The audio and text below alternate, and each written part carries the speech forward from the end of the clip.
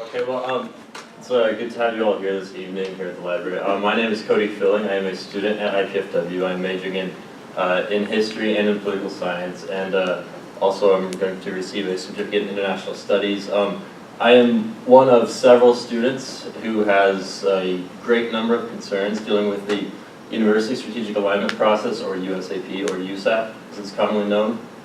As you may know by now, 13 departments have been selected by USAP for using their word restructuring, and as members of IPFW on all tiers of IPFW, we have a great number of concerns about this as students, as alumni, as members of the Fort Wayne community, and we all certainly recognize the very important role that IPFW in its current state and its current trajectory plays in our community, how it benefits Northeast Indiana, being unique among other institutions in Northeast Indiana, how its role facilitates not just the growth of our area, but the growth of all areas surrounding it, and of course higher education as a whole.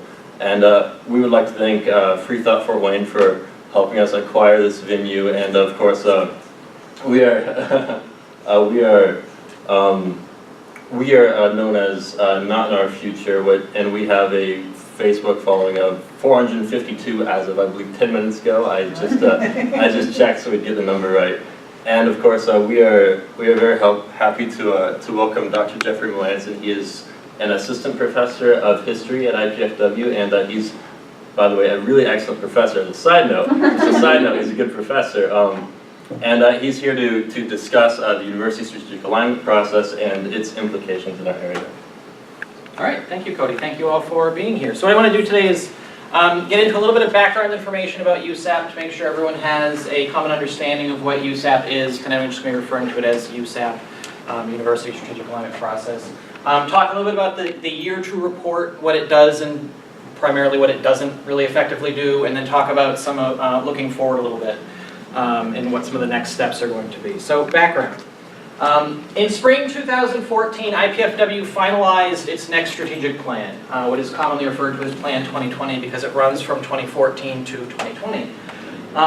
In this strategic plan, IPFW outlined 91 process goals, metrics, and outcomes in 4 broad areas, trying to chart the future course of the university. These 4 broad areas were foster student success. IPFW will promote the creation, integration, and application of knowledge. IPFW will serve as a regional, intellectual, cultural, and economic hub for global competitiveness. What that means, I don't know. And then IPFW will create a stronger university through improving support of stakeholders and the quality and efficiency of the organization. So these are the 4 big areas, and then a variety of other more specific goals, metrics, and outcomes that will allow us to become a better university in these areas by 2020. At the same time, spring 2014, a series of budget concerns were kind of bubbling to the surface, or kind of cresting, as you might say. Chancellor Vicki Carwine, IPFW's current chancellor, arrived at IPFW in the fall of 2012, and at that point in time, she faced about an $8.5 million budget deficit. A variety of contributing reasons to this. The university had to act quickly to overcome this significant budget deficit. So a variety of cuts of convenience were made across the university. Most of the cuts didn't come in the academic affairs area, although a large number of faculty happened to leave the university at that point in time through retirements or getting jobs in other places, and the vast majority of those were not replaced, at least in the short term. But a lot of the cuts to get that $8 million down to a zero deficit or a very small deficit were made in other parts of the university. The next year, in the years since then, every year since then, IPFW, when it's been putting its budget together, has faced somewhere between a $2 and a $3.5 million or $1.5 to $3.5 million budget deficit. The main reason for this is declining enrollment. As the economy has gotten better, a lot of students who enrolled at IPFW during the recession went back to work, left school. Demographics in the area, demographics nationwide, the baby boomers didn't have enough kids, as some statisticians like to say, so the high school graduating population in the state and also in the nation has kind of plateaued, and so fewer students or an equal number of students are coming to college. You don't have a growing student population as we've been used to. So for a variety of reasons, we're facing some budget challenges. So the idea was, in spring 2014, was that we've got this new strategic plan, we've got these budget concerns, so let's create a group, let's create a task force that is going to help us address these budget concerns in a way that allows us to better prepare our budget to accomplish Plan 2020. So the USAP process, everyone says this, the USAP was created, the University Strategic Alignment Process. USAP was composed of a task force of 12 faculty and 12 staff, a facilitation team of 2 deans and a staff person, and then a steering committee, which is really just the IPFW upper administration, the chancellor and vice chancellors. And USAP had 2 central goals, or 2 central objectives.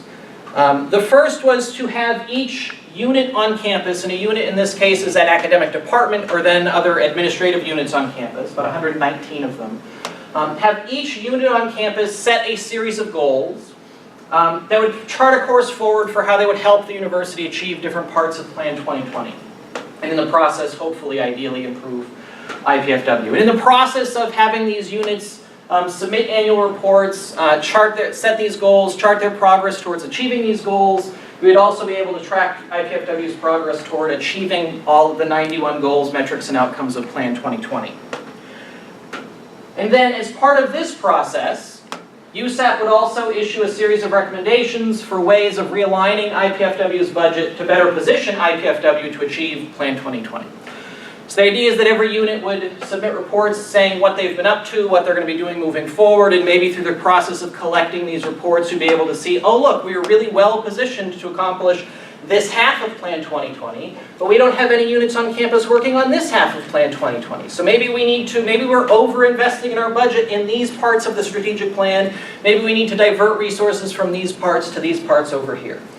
This is the idea of alignment. We're going to align our resources with what the strategic plan says we're going to do.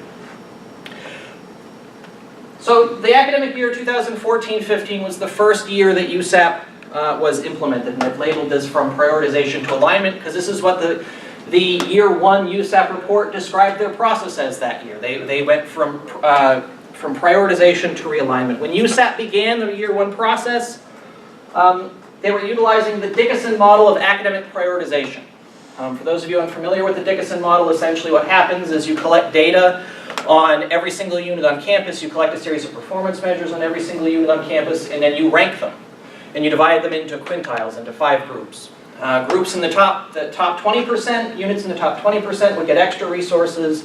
In the next 20% down would get the same amount of resources, and then the bottom 60% of units would face fewer resources and potentially elimination. It's a pretty draconian way of prioritizing an academic budget. It creates lots of problems everywhere it is implemented. It's been implemented at a large number of universities across the country, across North America. As USAP was investigating the Dickinson model, as they were starting to try and implement the Dickinson model, though, they came to some realizations. And this is a quote from the year 1 USAP report. This is from USAP's own proverbial mouth.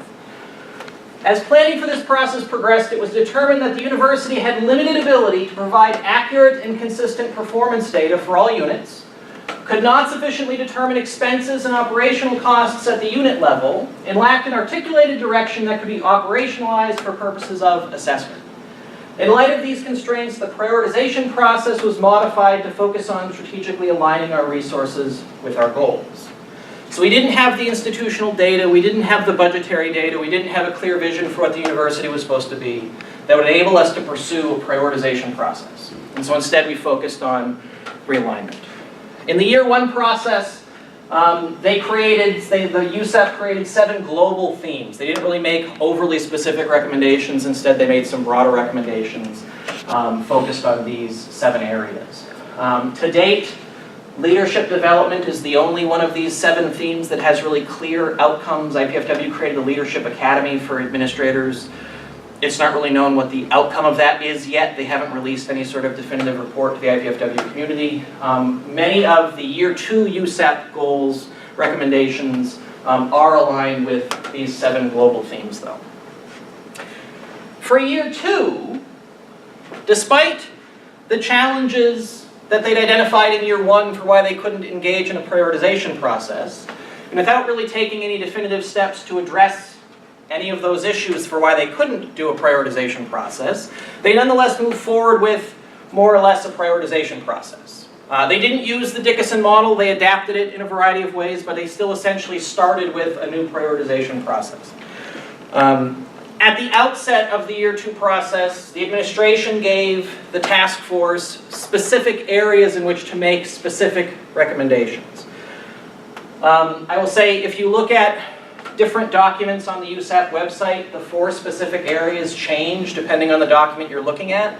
There's not complete consistency between what their initial guidelines were for the year and what they actually reported on, so I'm just using the ones that are actually included in the year 2 report.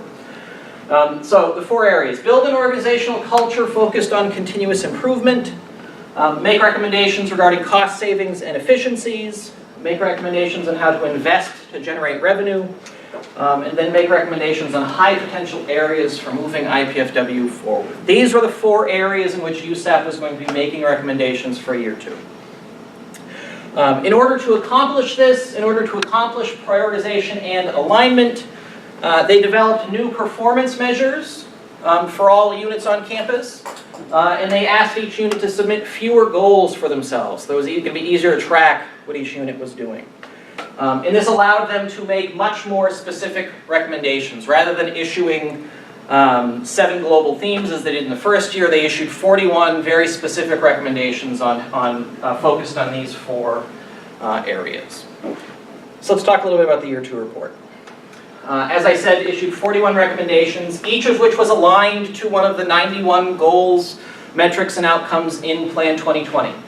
So USAP was very carefully trying to demonstrate if we accomplish this recommendation, if we follow through on it, this is the part of Plan 2020 that we will have advanced. Which is what you'd want to see. Part of this was supposed to help us advance Plan 2020. The year 2 report includes many strong ideas for steps we should take to improve IPFW.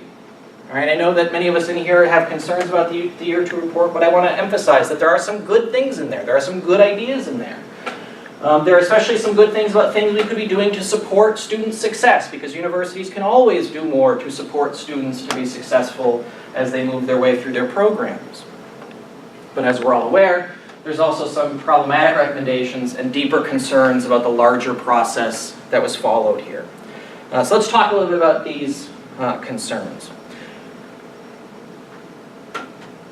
The year 2 report aligned its recommendations with 37 out of the 91 goals, metrics, and outcomes in Plan 2020. So it aligned itself with 40% of Plan 2020, meaning that the other 60% of the strategic plan is not discussed, is not advanced by this year 2 report. This is concerning. If you assume that USAP is a valuable process that has valuable goals in mind, we're going to accomplish Plan 2020 as a result of this process. The year 2 report only advances 40% of it. It leaves the other 60% of the strategic plan untouched. The report proposes significant cost increases at a time when our enrollments are declining, our budget is declining. The report proposes significant cost increases without identifying reasonable areas for cost reduction. We'll come back to, the one concrete recommendation for cost reduction is recommendation 2.3, restructure 13 academic departments. That's the one that's generated the most interest. That's the one that I'm sure many of you are here to talk about tonight. That's the only one in the entire report that represents a concrete proposal for reducing costs. And estimates for how much cost that could reduce run from about $80,000 a year to, I've seen some generous estimates, say about $200,000 to $250,000 a year. Now certainly, $250,000 is nothing to sneeze at. But when the rest of the report proposes millions and millions of dollars in cost increases, identifying $250,000 in offsets, if we're being really generous, isn't a responsible way of handling and dealing with the university's budget. Also very troubling for a lot of people is that the report does not make clear what the rationale is for most of its recommendations. It does not say, here is this recommendation, and here are the specific unit reports, here are the specific performance measures, here are the specific data points that are getting us to this recommendation. It just makes these recommendations and doesn't back it up with any data, doesn't back it up with any rationale.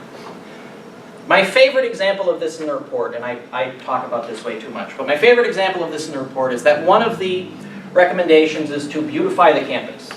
We should invest more money in physical plants so we can make IPFW's campus a more beautiful space. Now, I'm all for having lovely outside spaces. I'm all for having a beautiful campus. But in a time of constrained resources, how on earth does it make sense we should cut academic departments and so we can invest that money in making campus prettier? And that's really troubling because how does a more beautiful campus advance the strategic plan? What unit report said, you know, we could be serving our students better, we could be graduating more students, we could be generating more income if only we had more trees on campus. Right? There's problems here. It's not to denigrate the report, it's not to denigrate the recommendation, it's not to denigrate anyone on the report, but there's just a lot of things that don't make a lot of sense, especially without the rationales provided. This also applies to the idea of they make recommendations for investments and they make recommendations for reductions, but as I already alluded to, it's unclear what these recommendations are based on. Are they based on unit reports, performance measures, are they based on something else? Having informally spoken with several members of the USAP task force, having spoken with other people who've spoken to a lot of members of the USAP task force, there is no agreement from USAP as to what led to some of their recommendations. There is disagreement from members of USAP as to what led to some of their different recommendations.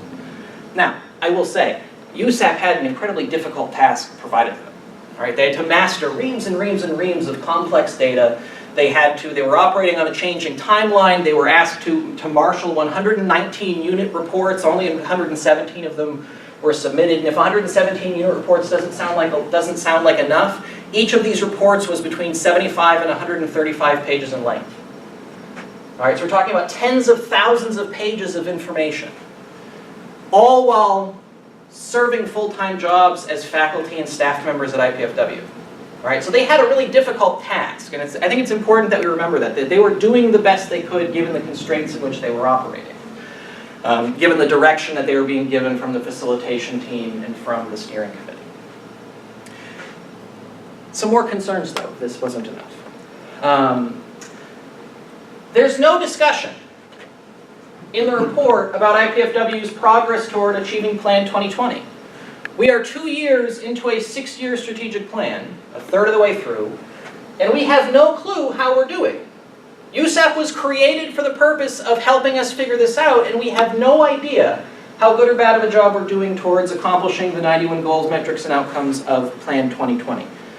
I just said that. And the reality is that the year 2 recommendations could and probably will make it harder if they're all followed through on to achieve parts of Plan 2020 that are not addressed. As I said, 60% of the strategic plan isn't addressed in the report.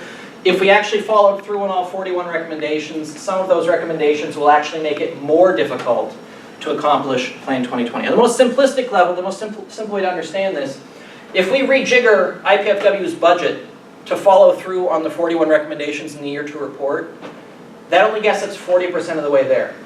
Where do we find the resources? How do we reorganize the budget at that point to then accomplish the other 60%? Just wouldn't be possible. Now to really get to the heart of the matter, why I think many people are here tonight, recommendations 2.1, 2.2, and 2.3. Recommendations 2.1 and 2.2 called for the creation and implementation of program viability standards. The USAP report does not define what it means by viability, and so there are different ways of interpreting this. They use words like viability and sustainability without defining what they mean by them, so that becomes a little bit difficult to add it to some different interpretations. But they argued that it was necessary for the university to do this because they were not provided with program-level data to make viability evaluations. All right, for those of you who aren't familiar with IPFW's academic structure, there are academic departments, and then there are academic programs. A department is the home to a program. So for example, a department like the Department of Psychology has almost 400 majors, and it has a single program, the psychology program. Every single person in the psychology department is getting a degree in psychology. The public policy department has almost as many students as psychology, but is the home of 5 different academic programs. Students major in criminal justice, there's a health one, it's not in my college, so I'm less familiar with all the specific programs. So there's 5 different programs in it. Each of them is varying in sizes. And so while you could look at it and say, well, psychology and public policy are similar in size, so we should be able to evaluate them the same way, the reality is that where public policy is 5 different programs, you can't adequately assess the performance of each of those individual programs. Maybe they have 1 really stellar program and 4 programs. All right, I'm not saying that they do, I'm just using it as a for example. No one in public policy takes offense. And so they say we need program level data to make concrete recommendations, to make strong recommendations, and we've been given department level data. With department level data, we cannot make recommendations about viability standards, viability evaluations. 2.1 and 2.2. 2.3, they then propose restructuring academic departments. Without the program level data, they just went on at some length that they needed in the previous 2 recommendations. They're using department level data that they've already said is flawed to make this recommendation. They say that it's necessary to restructure 13 academic departments in order to reduce costs, although as I've already said, how much those costs will be reduced is up for debate and isn't that significant based on the way the people on the task force understood what was meant. They said the recommendation is based on current enrollment trends, number of degrees awarded, and demand. And I will say, without getting into too many of the details here, if you actually go through and look at the different data they have on these issues, they don't support the recommendation that was made. Okay, I can talk more about this later if you want, but they just flatly, they do not support the recommendation that was made. And if you actually start looking at it at the program level, it really definitely does not support the recommendations that were made. 13 departments were identified. Of the 13 departments, 2 were already in the process of reorganizing themselves, restructuring themselves. Fine Arts and Visual Communication and Design, both of which are in the College of Visual and Performing Arts. The faculty in those departments had initiated a process of restructuring themselves. This was driven by the faculty, it had faculty support. All right? And this started before USAP made this recommendation at all. So they're taking credit for making a recommendation for something that had already happened. I recommend that we have a presidential election this year. See, we did it because I said so. They recommended the consolidation of 2 departments. IPFW has 2 different economics programs. One housed in the Department of Economics, one housed in the Department of Political Science. You could completely eliminate the economics program in the Department of Political Science and save $0 on IPFW's budget. It costs $0 to run the BA program in economics run through political science. The MBA program, we have 2 different MBA programs. One is a standard program, one is an accelerated program. They serve 2 different constituencies. It's not completely clear why they recommended restructuring these, although the MBA program is one of the 2 units on campus to not submit a USAP report. And so I think it's not necessarily coincidental that one of the programs that didn't submit a report had its role on campus, had its programs on campus potentially misinterpreted. And then finally, 9 programs were identified for restructuring, all of them in the College of Arts and Sciences.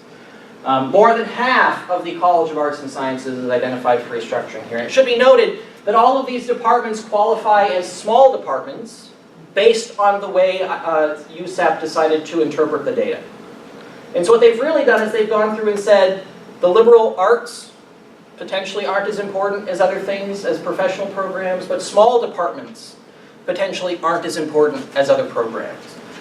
You can talk to different people and read into this recommendation, different motivations, different interpretations of data, different rationales, but all of them are in COAS.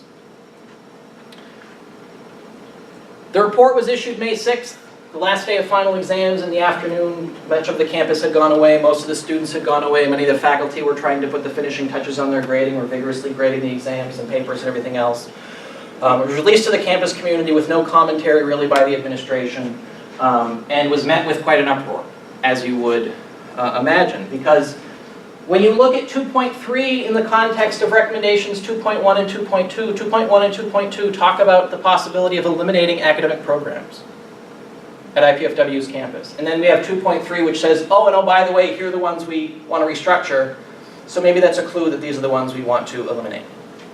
All right? To be fair to the report, it does not say we are going to eliminate these 13 departments. But it says we should eliminate departments that don't have enough students and don't have enough demand and everything else. And oh, by the way, here's a list of departments that we think don't have enough students and don't have enough demand, based on faulty data, but who cares? So what's been happening since May 6th? And what are the next steps for us moving forward? At this point, the administration has discussed each, and by administration I mean the vice chancellors and the chancellor.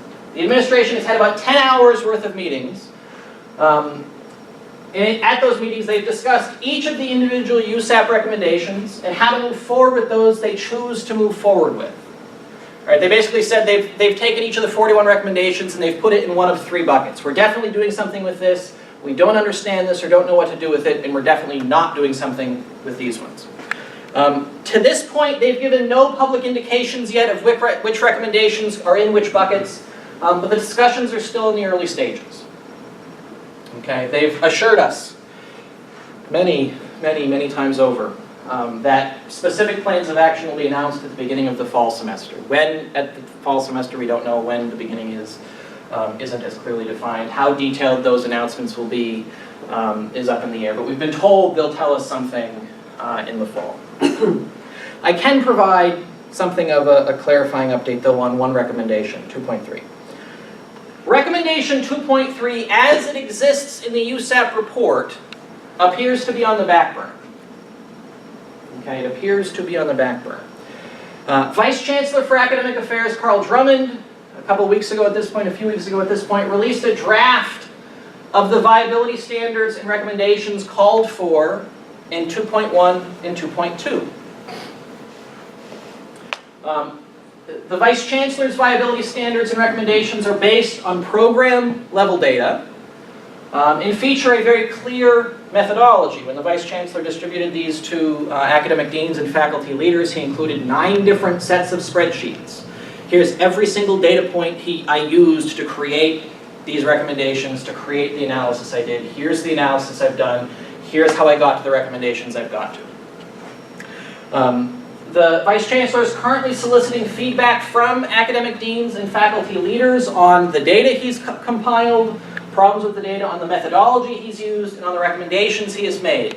Thus, a very lot can change moving forward. So I don't want to get into too many of the specifics of these recommendations because a lot is still up in the air.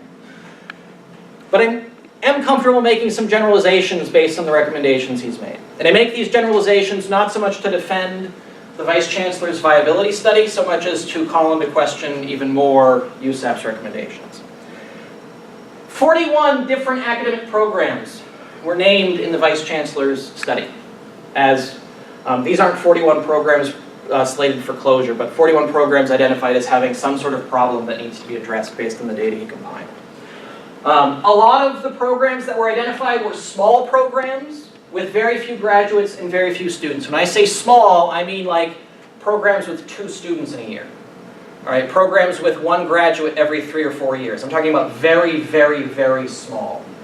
And in part, that's what his study is designed to uncover. Which of the programs do we have that we are currently supporting just don't have student interest, don't have student demand?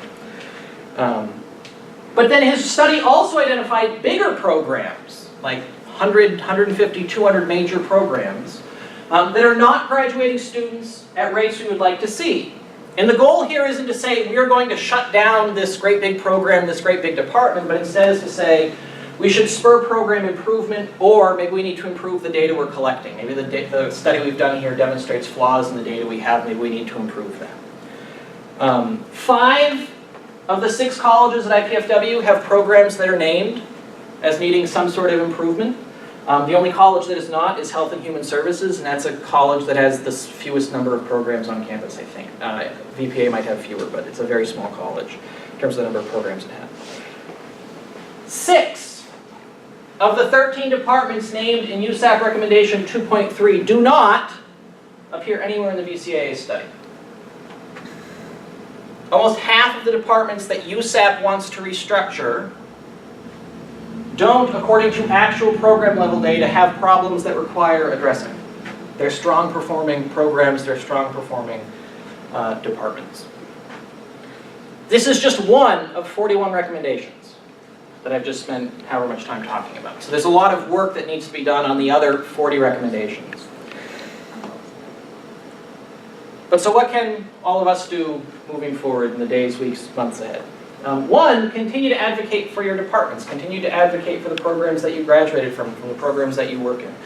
The letters that you guys have been sending in, the alumni have been sending in, have been impactful. You probably haven't heard much about them after you've sent them in, but they've been meaningful. I've shared them with a variety of people, and they are being read, they are being listened to.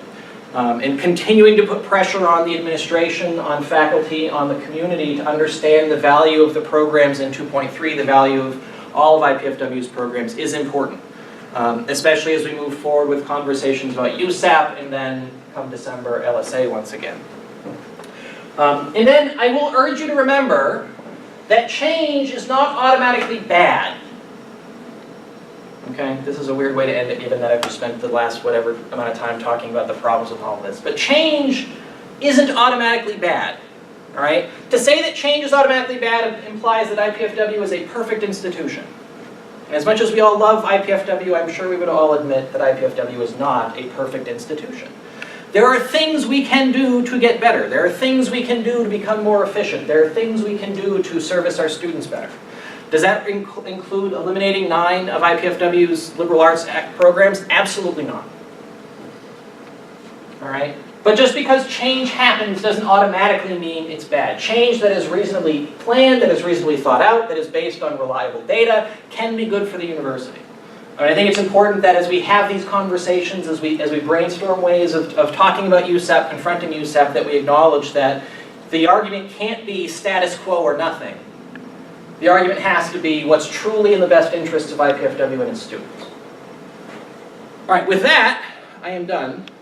So I'm not sure what the format is from this point. If anyone has any questions for me that I can answer in the big group, I'm more than happy to, but I think we were going to turn it over into a small group thing, so I'll turn it over to someone else. Well, with the turnout we have tonight, I mean, we might as well just kind of consolidate into one group at this point. I mean, unless people feel like they won't be heard in the group setting we have right now. But yeah, feel free to ask questions with Dr. Malanson and what we have. Yes, Charlotte. So, say, I don't know if definite answers can be given, but is there like a grandfather program for students already in certain programs, like to be able to finish their degree out at IPFW? Yeah, I mean, nothing has been officially announced, but when LSA first came out and LSA proposed doing some massive restructuring and whatever else, there was the reassurance that was given immediately was that any students currently enrolled at IPFW would be allowed to graduate from the programs that they're currently in. They'd be allowed to earn the degrees that they were there to earn as long as they were finishing in a reasonable time. If they were on a 10-year plan and they just started, making no guarantees at that point. But if we're talking about 4 or 5, 6-year plan, that's fine. And I will point out that even the Vice Chancellor's viability standards, the way they've framed it is that programs that are deemed to be non-viable moving forward, they would suspend admissions. So they would not admit new students to them, but students currently in them would be allowed to finish. So, in your opinion, would that have effects on the education that those students will get for the rest of their degree? Because, I mean, if they're eventually going to reduce or eliminate the program, aren't they going to start eliminating resources so that they won't have, the students won't have as many opportunities? Or, like, I'm thinking like class-wise, will they limit the, like, topics of classes they can take? And then, like, educators, like, professors, will we be limited to a certain amount of educators? I mean, a lot of that, I mean, yes, it would have the simple answer is yes, it would have a negative impact on the student experience, unquestionably. Any move to realign resources, to take resources away from some programs to give to other programs, students in those programs, even students who take gen ed classes or other electives with those programs, their experience would be diminished. The ways in which it would be negatively affected, it's kind of impossible to specifically articulate right now because a lot would depend on what restructuring looked like. So for example, some members of USAP understood restructuring of the academic departments to be, we will take 2 independent departments and we will combine them to be one department, meaning that we will get rid of a academic department head, a chair, and we will fire a secretary. Otherwise, the way these departments function won't change. And so that would have some impact on student experience, but theoretically at least wouldn't affect classes that were offered, wouldn't affect the ability of students to graduate. More substantial restructuring would have more substantial negative impacts. But it's hard to kind of more precisely project. But it would, I mean, any sort of restructuring, any sort of movement of resources is going to create upheaval, which would hurt the student experience.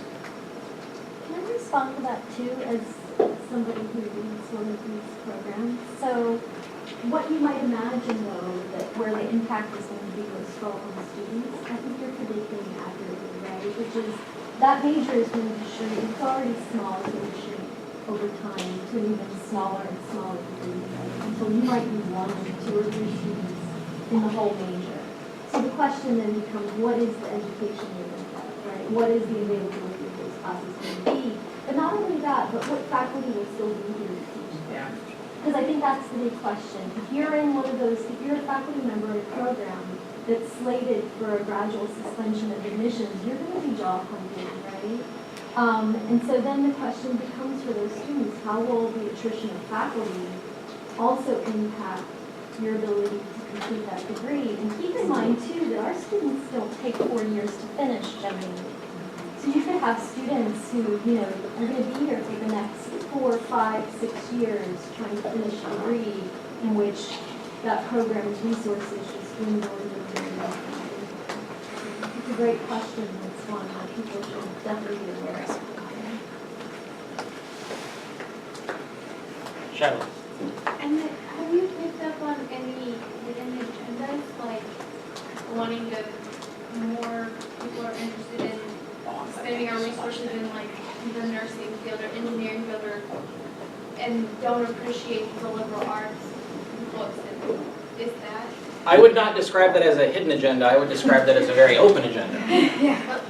The LSA report, that series of recommendations was premised on the idea that we should be doing more to support engineering, manufacturing, and health sciences, that we should be taking resources from other things and divert them to those. The degree to which you want to argue that it's explicitly we should take resources from the liberal arts to support those things, I don't necessarily want to ascribe that specific motive, but every university in the country that has applied the Dickinson model cuts liberal arts programs to give resources to professional programs. So to the degree to which they're sitting there saying, you know what, we hate history, let's take money from history, I don't necessarily think anyone's sitting there doing that. But anyone who's paying any attention to Dickinson model type prioritization processes knows where the money is coming from and going to. The USAP report itself talks about taking money from these 13 academic departments and giving money to health sciences, human services, nursing, engineering, biochemistry to support health sciences, these kinds of things. It is very open about we should be doing more to understand the job needs of Northeast Indiana to give resources to IPFW's programs that support those job needs. Now I will say, to go off, to get on a stump a little bit, my high horse for a moment.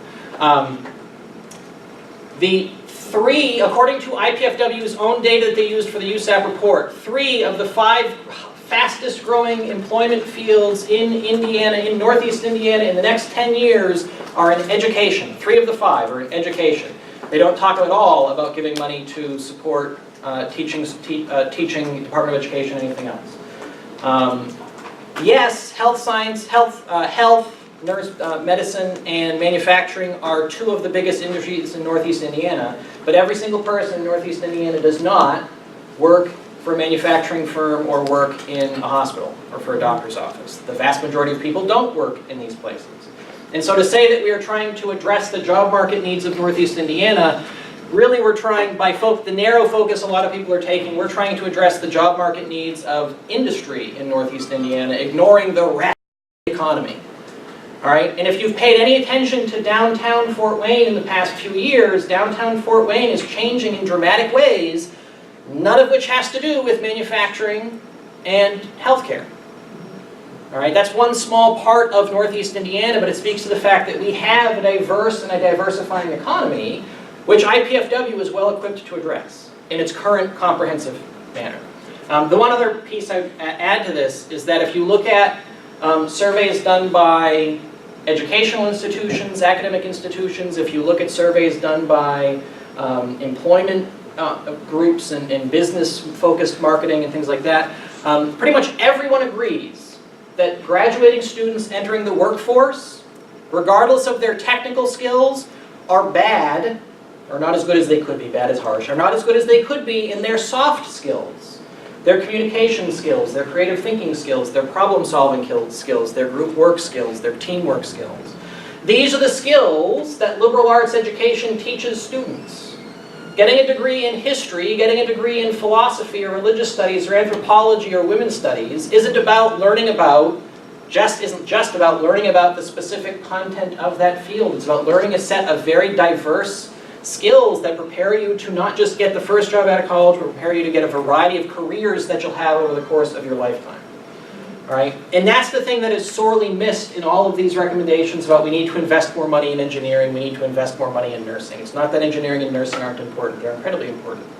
But if you do that at the expense of taking money away from your liberal arts programs, you actually worsen the educational experience for all of your students. You make them less prepared to be successful in the workforce.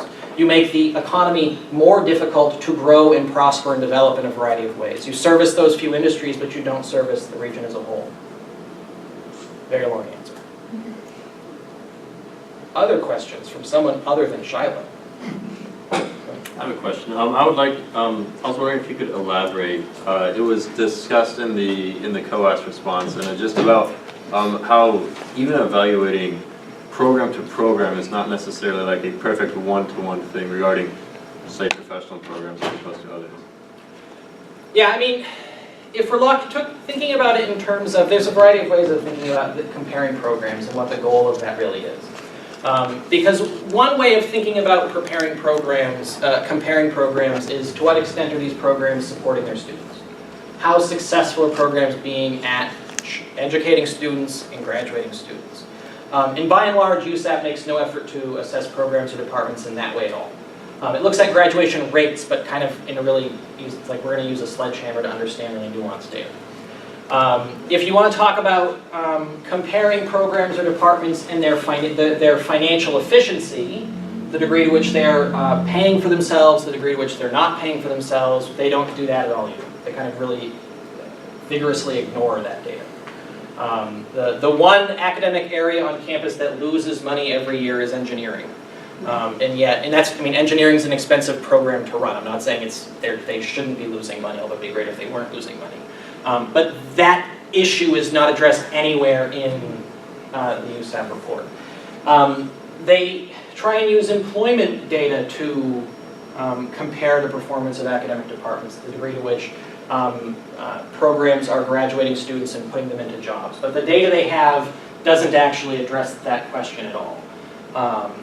Because they do a survey, some of you have just graduated or probably took this survey. They do a survey on the day of graduation for most students, asking them if they're employed. Do you have a job? Is it a full-time job? Is it a part-time job? Are you continuing your education? They don't follow up a few months later. To the best of my knowledge, the surveys they do don't distinguish between the fact that maybe you worked all throughout college and are just continuing to work in the same job. And thus you have a job, even though that has nothing to do with the degree you earned. To the best of my knowledge, the survey doesn't specify, you got a degree in engineering, are you working in engineering? And so they can say students who got these degrees are employed at this rate, but it's not sophisticated data. And they're also not following up 6 months later, a year later, 2 years later to say, are you still employed? Are you still employed in the field in which you got your degree? Or maybe even better yet, are you now employed? Because realistically, it's a tight economy. Most students don't necessarily graduate and then within 6 hours of graduating have a job specifically in their field. It takes students days, months, weeks, months. And in some cases, oh my goodness, heaven to Betsy knows, students decide to take some time off. I just spent 4 years, 5 years, 6 years getting a college degree. I want to take a break. Well, that's fine, you can take your break, but it reflects poorly on the program you just graduated from, that you decided to take some time off. So there's a variety of ways of comparing programs. None of them are sophisticated the way they did it, and none of them really accurately encapsulate what they're trying to accomplish. There may be other ways you were thinking of, but... Yeah, I was all positively phenomenal information. Also, like, as opposed to admitting students into specific programs where some students are actually rejected to be admitted into the program, and then that also tilts the data. Yeah, the thing Cody's talking about is some of the professional programs, most of the professional programs, you don't arrive at IPFW and say, I'm a nursing major. I am a mechanical engineer. I am pursuing this specific degree if you're looking to do a professional program. You instead have to just spend a certain amount of time enrolled in other programs like biology. A good percentage of, almost as many as half of biology's best students are at IPFW because they want to be nursing majors. But you have to take a certain number of classes and perform at a certain level before you can be admitted to nursing. And so every year, biology loses some segment of its best students to nursing. And that reflects poorly on biology, even though that means biology is doing an outstanding, phenomenal job. But here's the other thing. Nursing and engineering and business and these professional students get to pick their students at that point. We only have to pick the best performing students. We only have to admit the students that are ready to come in and do these things. I'm not knocking these programs for that. I mean, these are rigorous, difficult programs that a lot of these students are entering into. Like, it makes sense to kind of make sure you're admitting the students who are prepared to succeed. But the impact that has is if you're going to evaluate departments on their graduation rates, for example, well, it's a lot easier to say, well, we only admit the top 35% of students who want to be engineers at IPFW. And so you damn well should be graduating those students at excellent rates. And if you're not, there's something really problematic because you only had to admit the best students. Whereas a lot of the programs in the College of Arts and Sciences, we gladly accept any student who wants to be our major. We are eager to work with anyone who wants to be in these departments. But that means we're getting the students who are at all different levels of preparation to be successful at IPFW. Some who are really well prepared to be successful and some who, for one reason or other, aren't well prepared to be successful. All of those students count against, the way USAP would describe it, count against these programs' numbers in ways that they don't in the professional schools. Well, you had your hand up.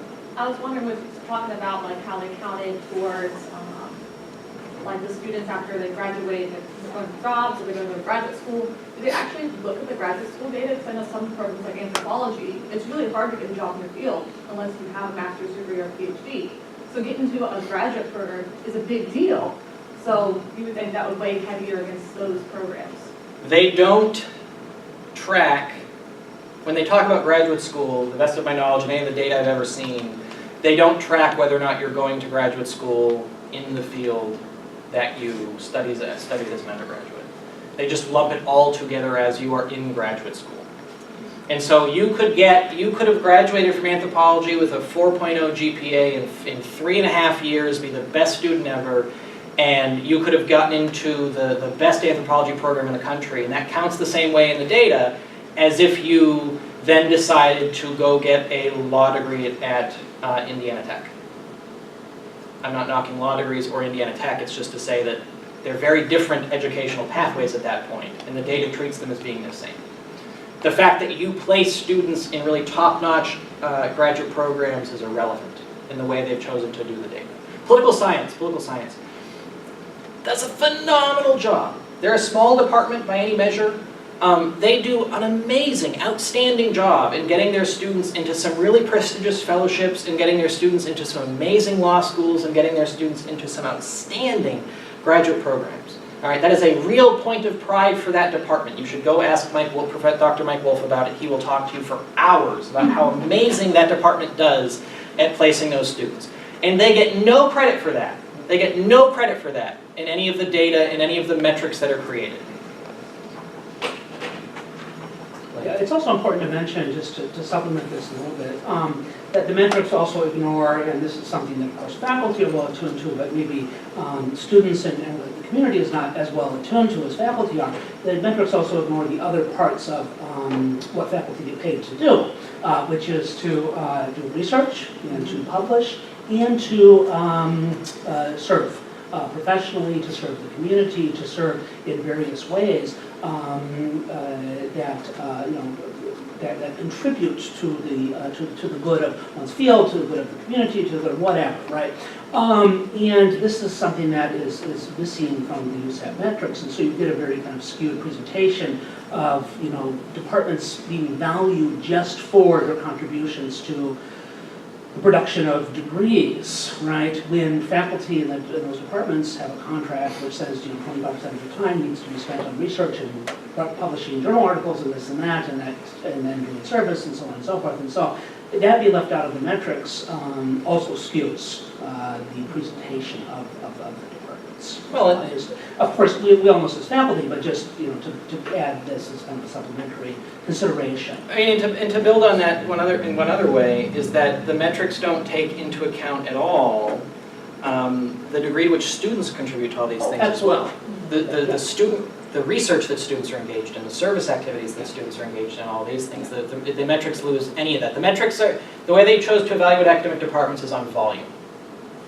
The volume of money, the volume of majors, the volume of graduates. But Yeah. not money entirely, only No. money produced by your major. So you could generate a ton of money as a department through your general education Yeah. curriculum, and none of that gets factored into your productivity as a program. That's really important to know. Yeah, and I'm a faculty member in a department where 90 to 95% of the $5 we generate, and we generate a very substantial amount of revenue from the university if you look at the expenditures versus the revenue.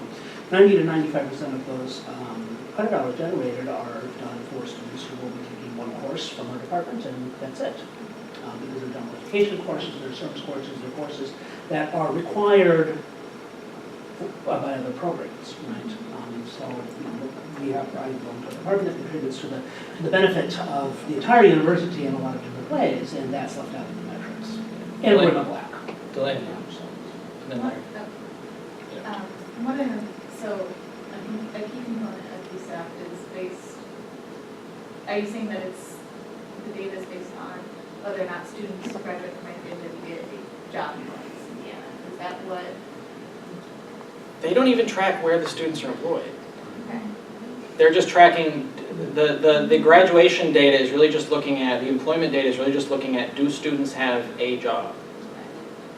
It's a part-time job, it's a full-time job, if it's in the field, if it's not in the field. I'm not denigrating anyone when I say this, but a job at McDonald's counts just the same as a job at Lockheed Martin.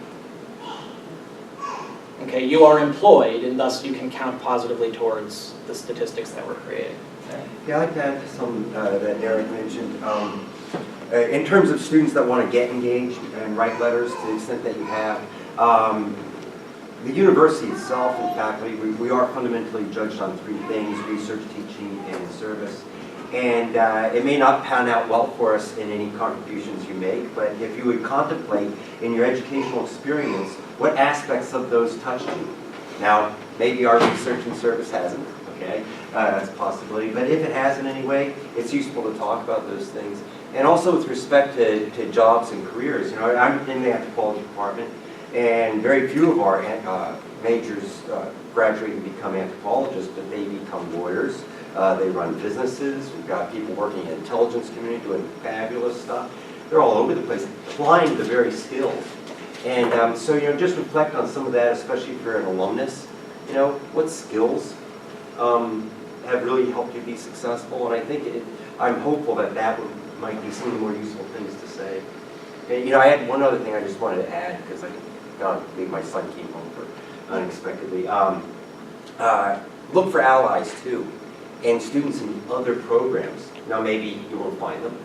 But, a lot of students have a lot of positive experiences, including students that aren't in our 9 seemingly targeted programs.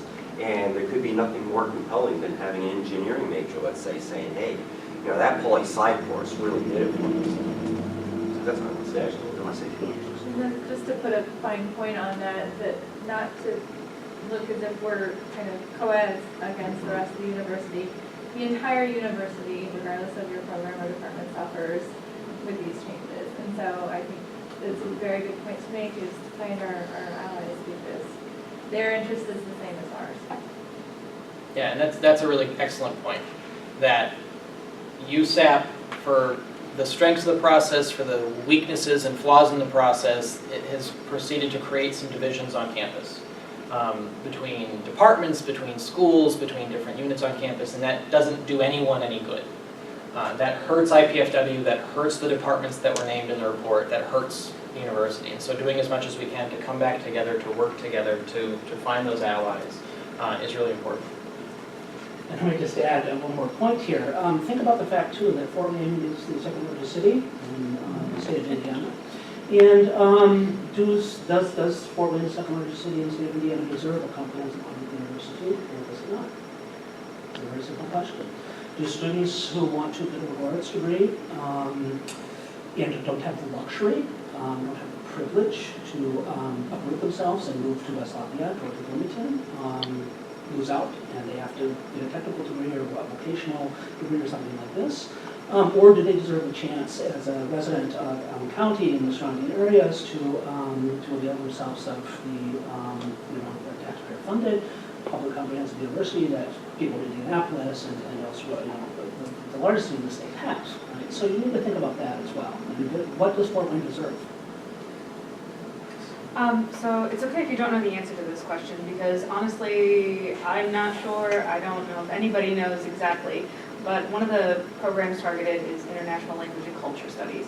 There's a couple of language programs within that umbrella program that have absolutely no major or minor because they've already been cut for funding so severely. And despite the success of students that go through those programs, even though they are just, they're there to fill a language requirement, we have students that go on to be extremely successful in careers that use that foreign language directly. Were those even counted? Are they just null?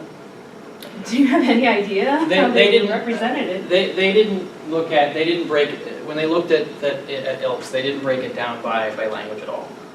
They didn't break it down by performance and need of any of this at all. They looked at it as ILCS has a small number of majors, and that's all that matters. It doesn't matter that they generate an astounding number of credit hours.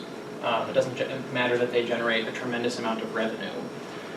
It doesn't matter that they contribute mightily to the educational experience of the students at IPFW. They just looked at it department.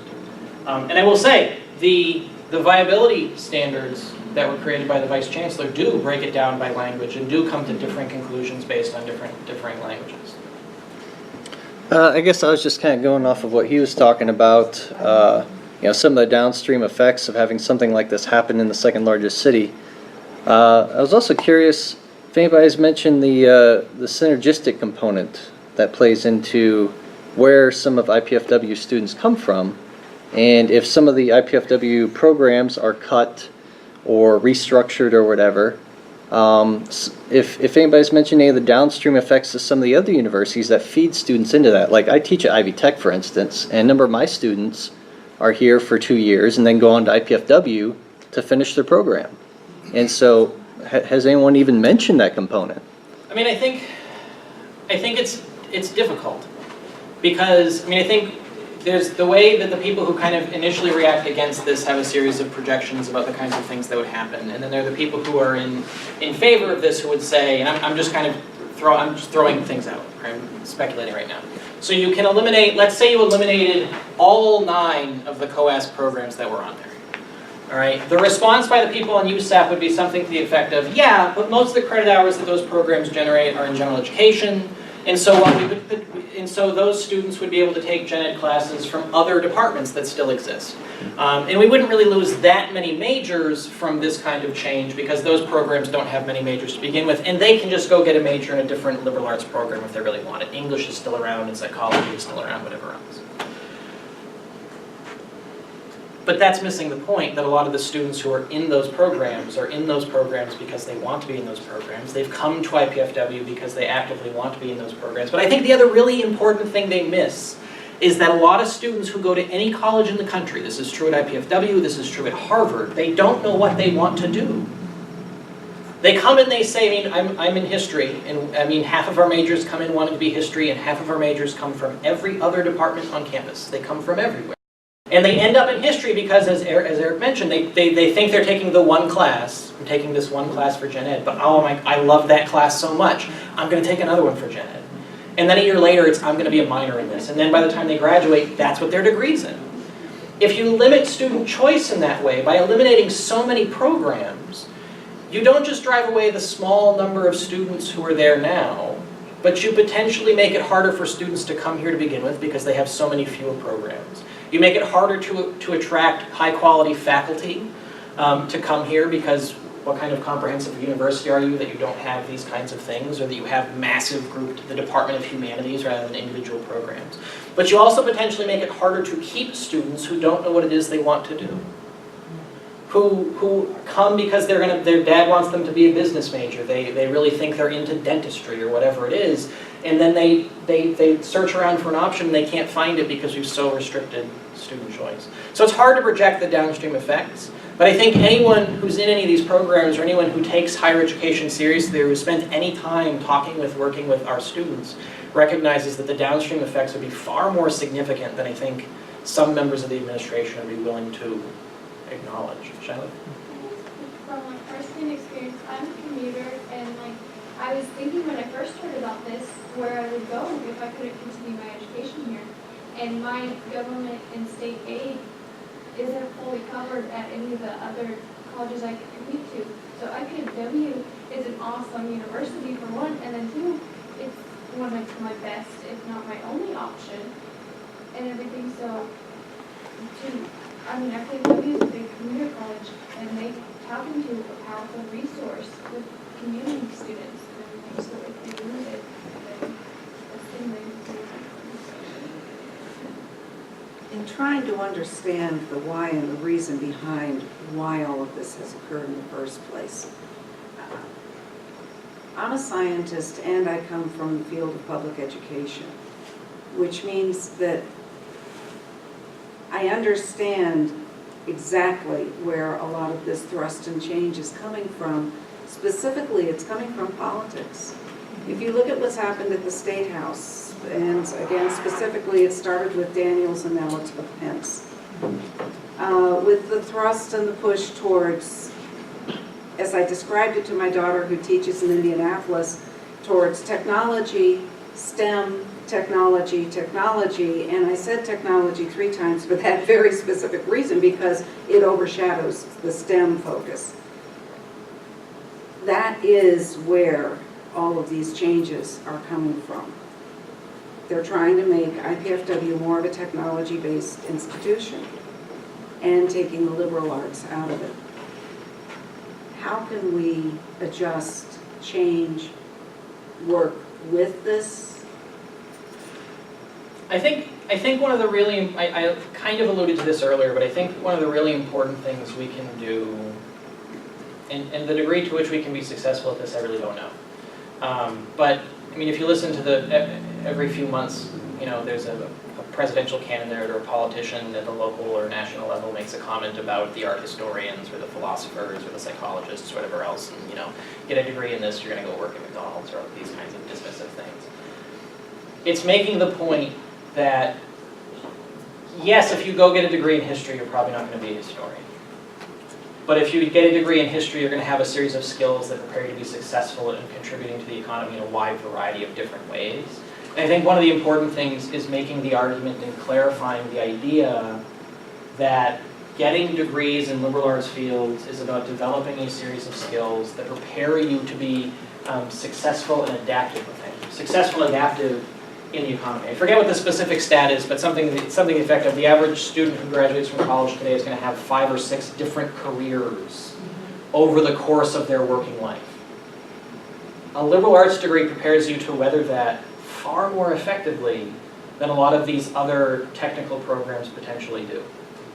And it's about finding the statistics, it's about getting the testimonials, it's about making this case that, yes, it's important to produce engineers and nurses and accountants and all these other things, but it's also really important to produce a bunch of other people who can be adaptive participants in the workforce.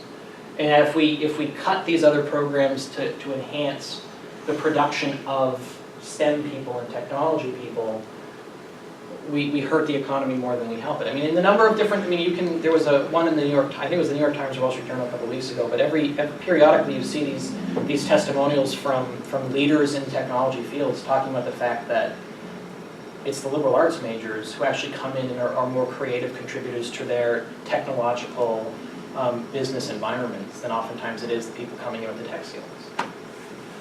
Lauren? isn't there something to say about like the pushing out of nurses and engineers, especially in this area? 'Cause I work in the medical field, I used to work up here at the nursing home.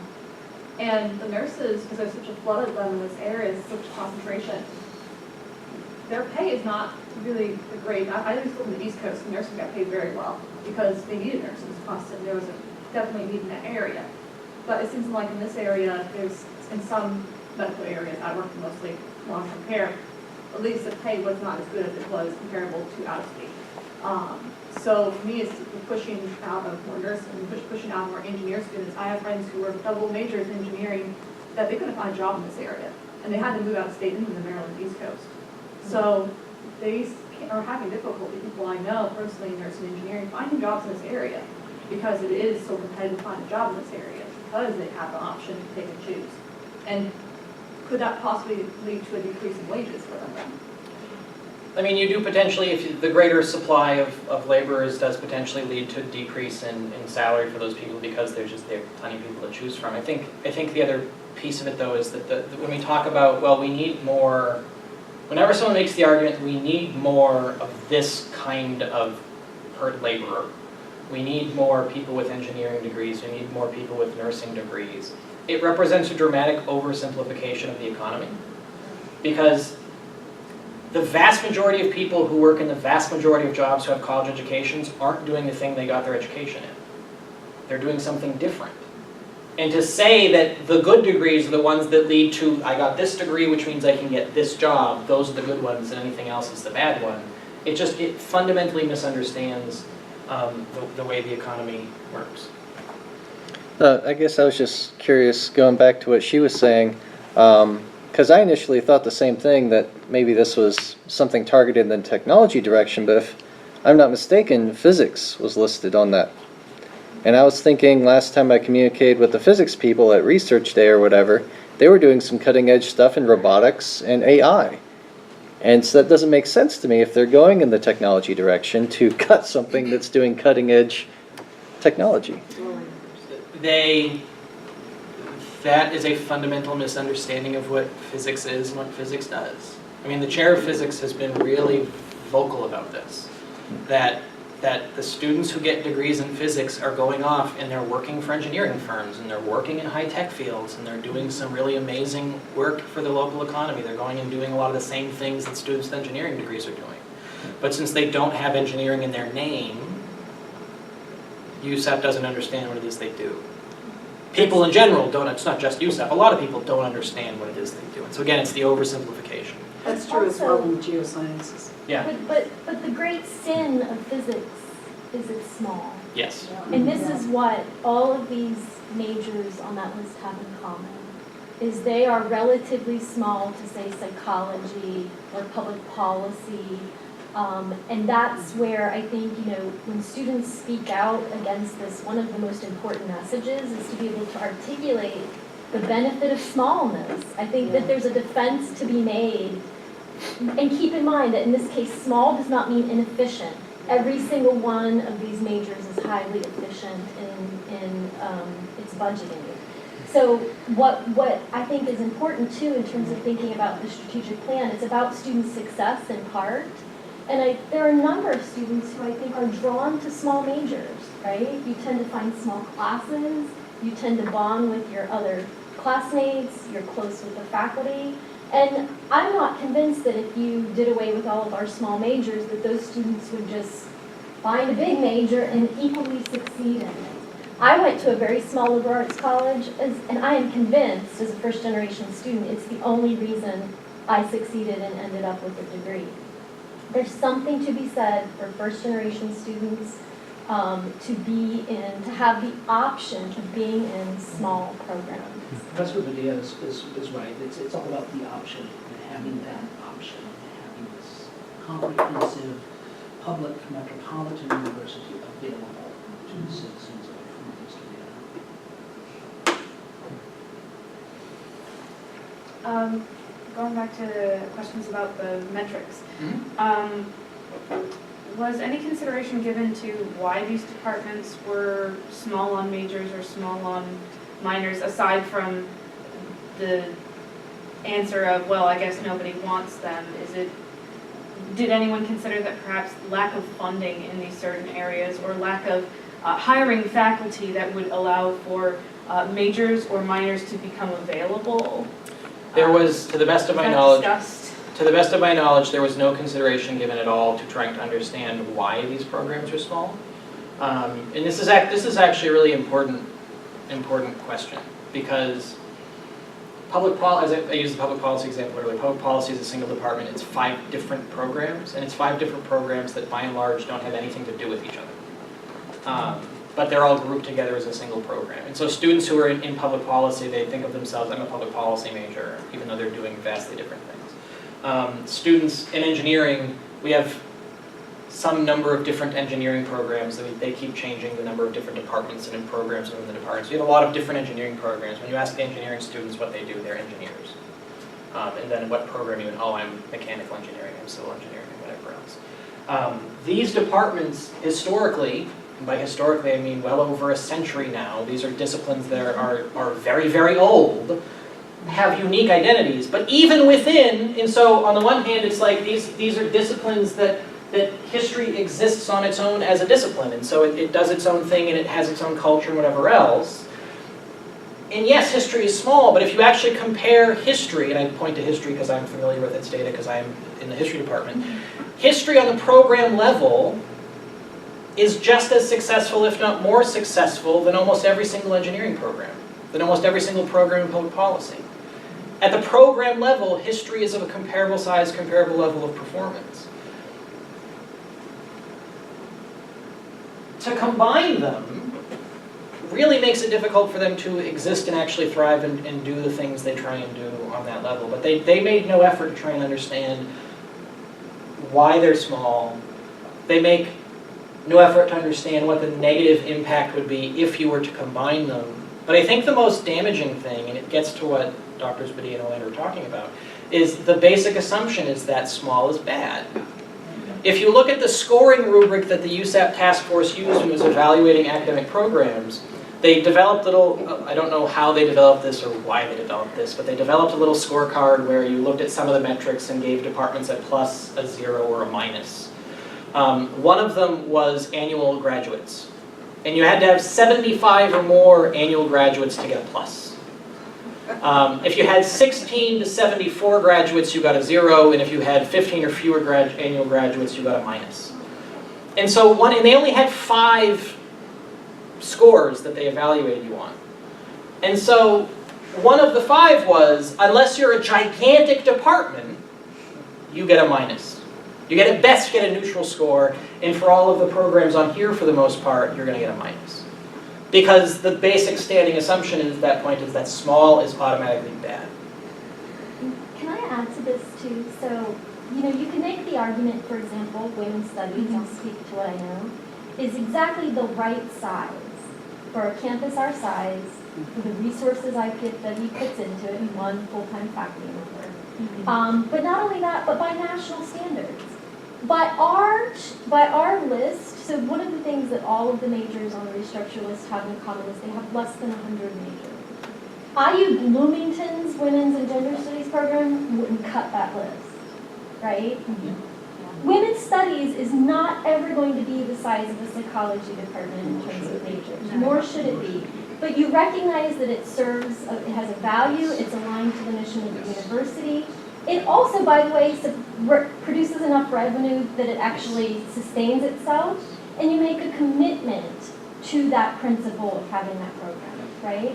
And the other way to think about it is I like to use the analogy of Title IX, right? So Title IX is the law that in the early 1970s when it was passed, one of the effects that it had was to open up athletic and educational, but largely we think of it as an athletic opportunities for women. And one of the things that they discovered or argued in passing Title IX was that demand follows resources. So people who didn't want to invest in women's sports kept saying, there's no interest in it, right? Women don't have an interest in sports. They don't blah, blah, blah. Well, guess what they found that when Title IX finally gets passed? If you actually put revenue into women's sports, women will play sports, right? They will come.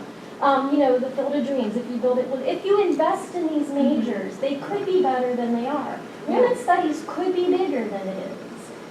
We just have chosen not to invest in it as fully as we could. And I would hazard a guess that's probably true of most of these majors on this campus, on this list. Are there any, and is there any data, any metrics or analysis done by faculty, USAP, or otherwise about investment level, and I mean by number of paid faculty members teaching for this particular department, number of full-time versus part-time faculty members, and then whether or not they made it on this list of small departments, because it is an investment issue as well. They did have some data on number of full-time faculty, number of part-time faculty. The degree to which they looked at it or seriously considered it is up for question.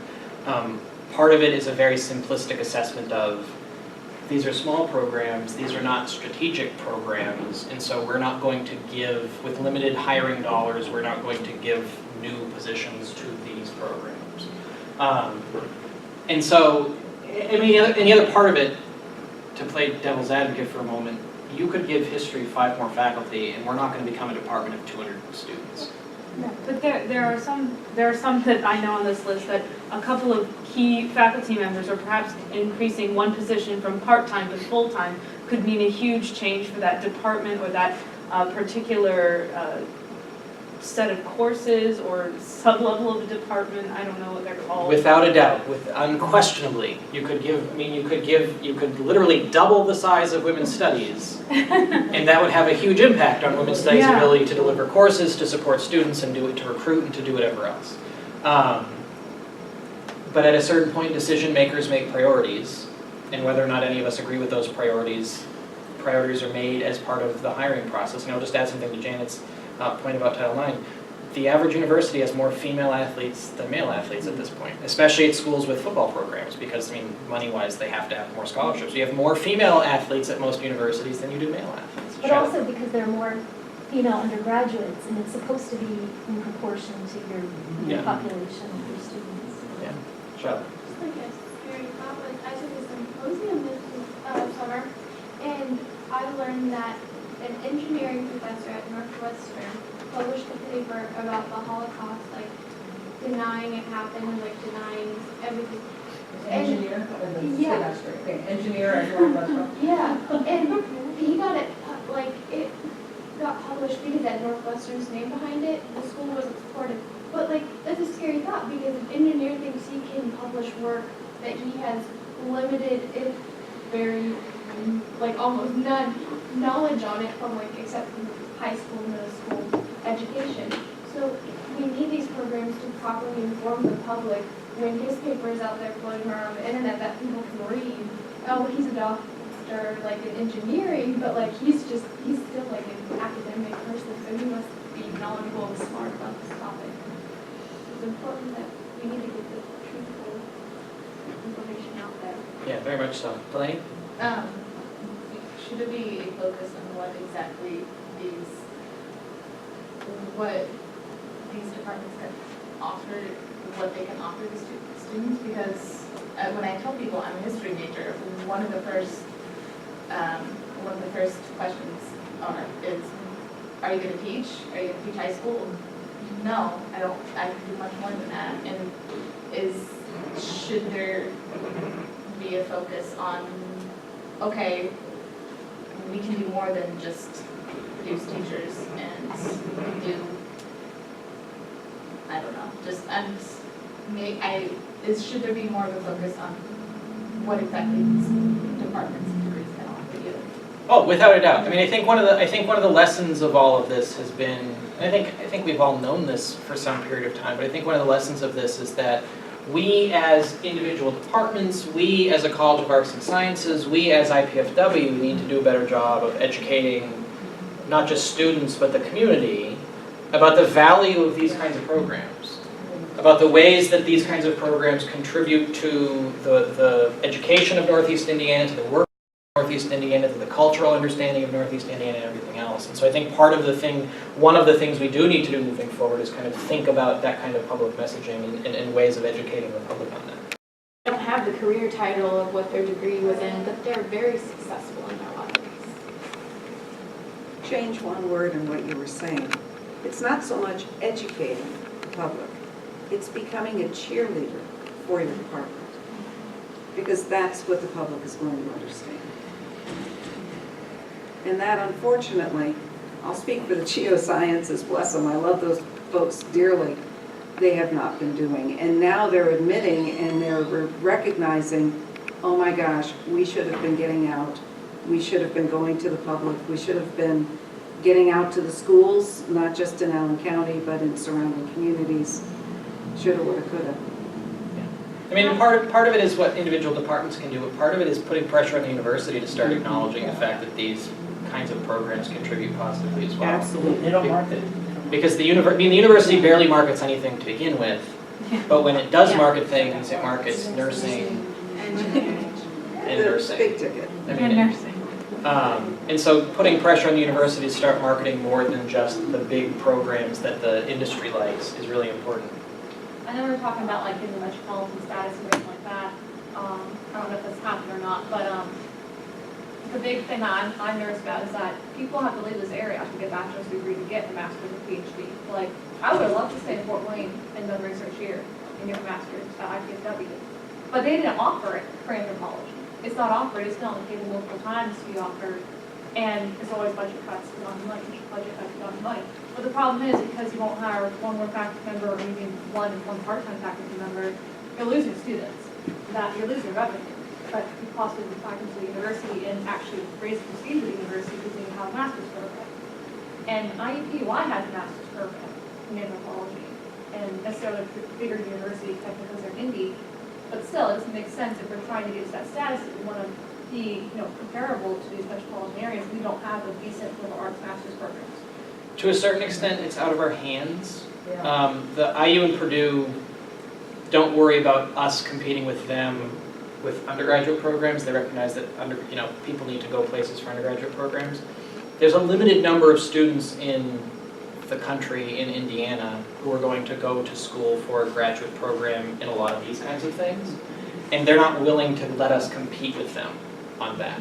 They're not willing to lose revenue, their own revenue, on things like that. They're not willing to invest in us to be able to support that kind of advanced research. And so that's not our choice, that's IU and Purdue's choice. I don't disagree with anything you're saying, but that's one of those things that there are a lot of departments that would love to start. I know psychology has wanted to start a graduate program multiple times over. They've got enough faculty that they could probably do it, but Purdue has no interest in letting them do that. Sarah, did you want to say something? No.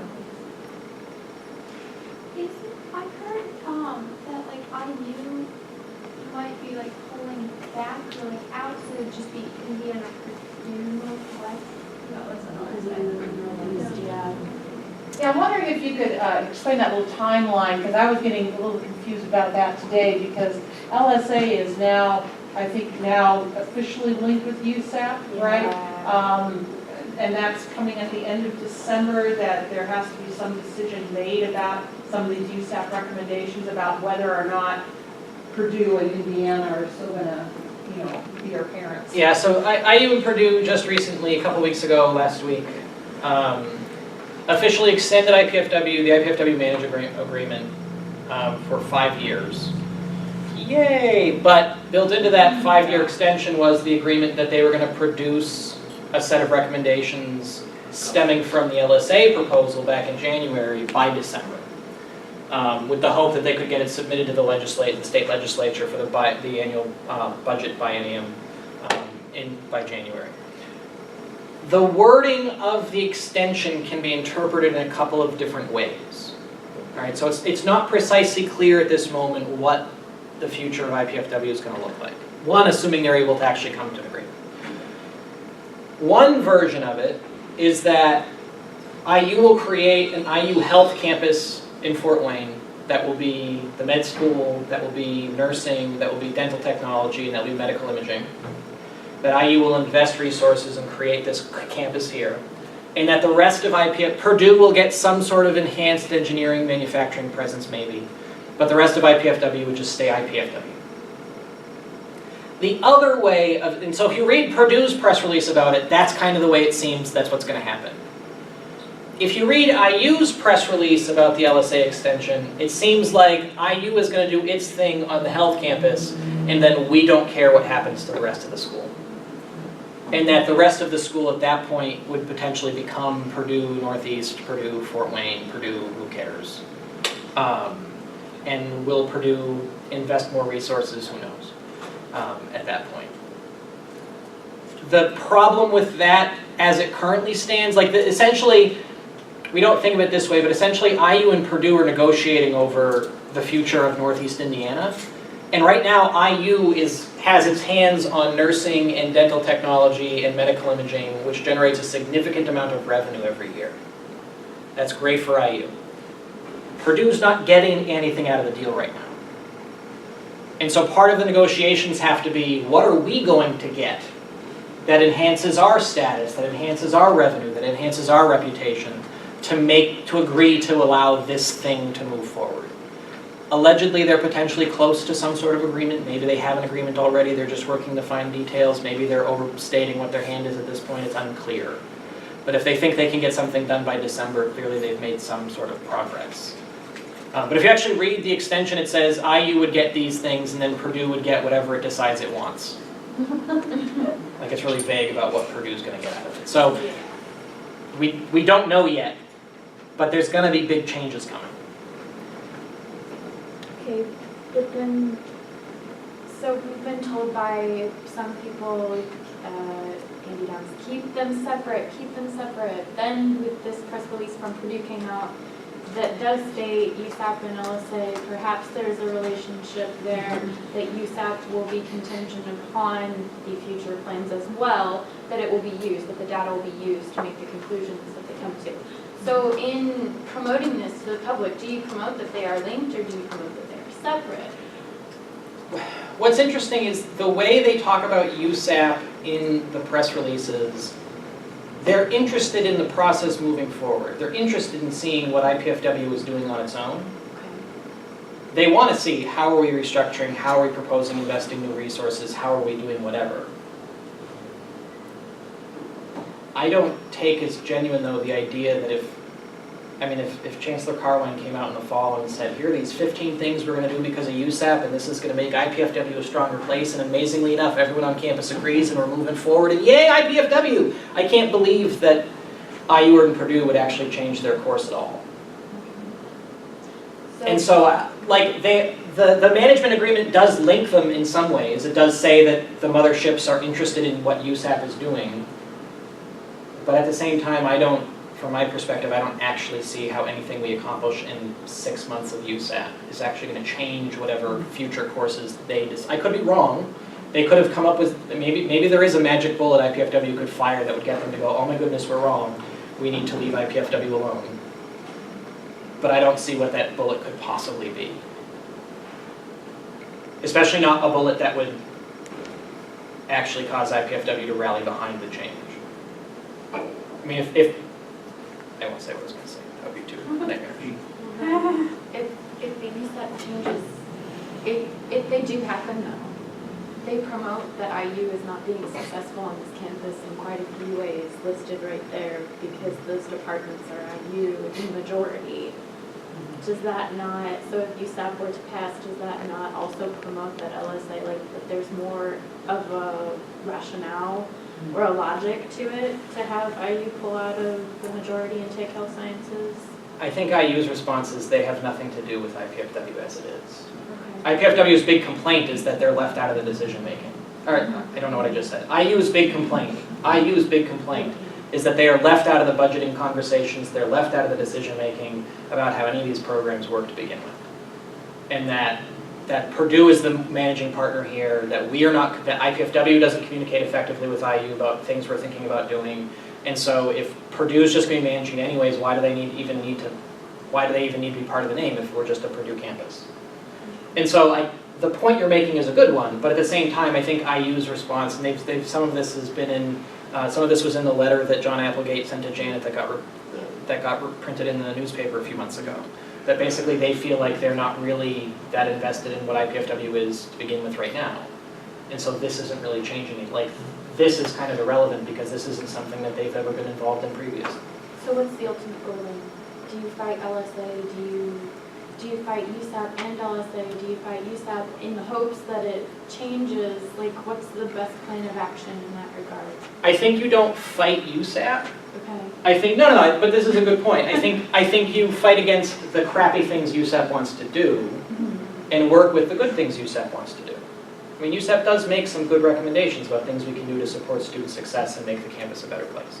Make some really shitty recommendations too, excuse the language, but.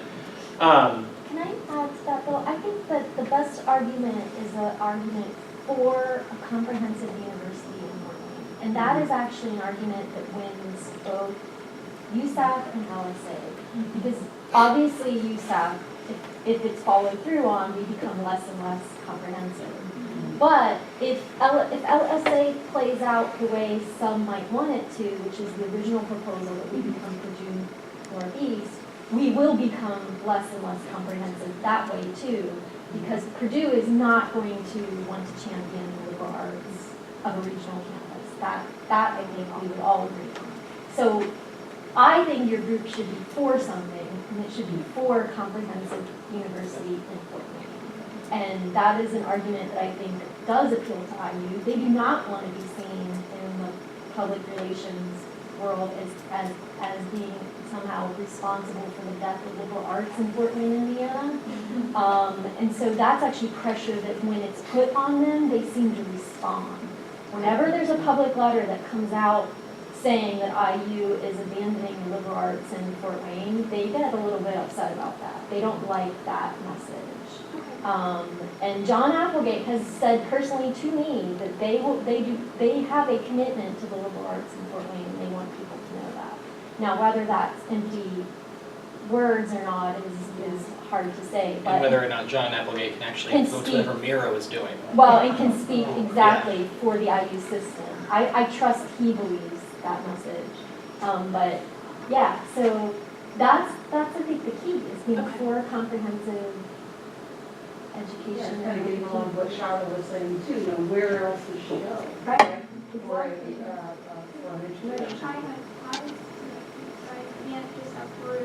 Yeah. So, are you forced to settle? I mean, to settle for a secondary education, to settle for a vocational. You shouldn't have to settle. Or to settle for massive debt. Or settle for massive debt. I mean, But I think the letters that alumni have already been writing kind of get to what Janet's talking about in terms of arguing for this educational experience, arguing for these opportunities. And so I think continuing that messaging is really important. And thinking about it less in terms of, but as Janet's pointing to, thinking about it less as arguing against USAP, especially in light of the fact that this particular version of USAP isn't likely to come into reality. But it is important to argue for this larger purpose of what IPFW is and should be.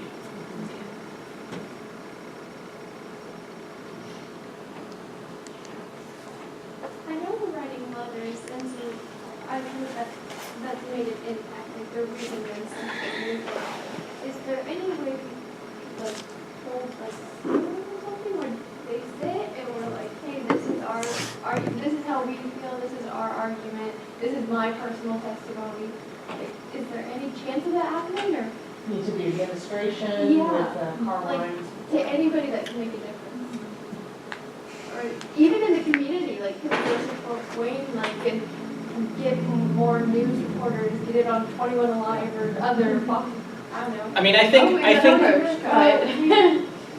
This is in the works. We have been approached. We're trying to figure out how to move forward. Okay, so you guys, Now with the forums, I mean, it's hard enough to get people to write the letters. I think you've received like 15 in total, maybe? No, we're up at like 25. We're at 25, okay. Yeah, because I got a bunch that were sent You got just some, to yeah, me. exactly. Oh, okay. So like, I was gonna say. I mean, it's like pulling teeth trying to get people to act. I mean, it's easy to get people to like a Facebook page. It's not easy to get people to sit down and take a couple hours to write a letter. Or so seems to be the case based on the last 2 months of trying. Well, another thing I would argue is like I'm personally affected by this. I'm in history and anthropology, and I didn't know until Cody told me the symposium was this summer. Like, I didn't know anything about this. And So that's how the many problem people- with Yeah. summer. Well, and that's the problem, that whole release date at 3 o'clock on a Friday afternoon, you know, last day of finals. It was 1:52, Chris, come on. I thought it was 3. They, Oh, it's 2, well, okay, my bad. you're shortchanging the whole hour. No, I mean, I think the summer release makes it really difficult for anyone to effectively respond, to anyone to effectively organize. I mean, the COAS, College of Arts and Sciences, held a town hall the Thursday after the semester ended, and we had like 90 to 100 people show up. And the fact that there were 90 to 100 COAS faculty and staff still in Fort Wayne was kind of amazing. And we're checking email and understanding stuff was happening, kind of amazing. And so the degree to which we can, you guys, anyone can effectively stage a big scale response or get the administration to show up or anything is really somewhat questionable over the summer. Maybe they will, maybe they won't. If the chancellor acts at that kind of session where she acts at Senate meetings, she will just sit and look at her phone the whole time. But I think in the fall, we will, one, have a better understanding, we might have a better understanding of LSA, but we should definitely have a better understanding of USAP by the fall, where different things on USAP stand. I think it'll be much easier at that point, because at least you'll have current students and faculty and staff in one place again, to potentially generate a broader scale awareness and response.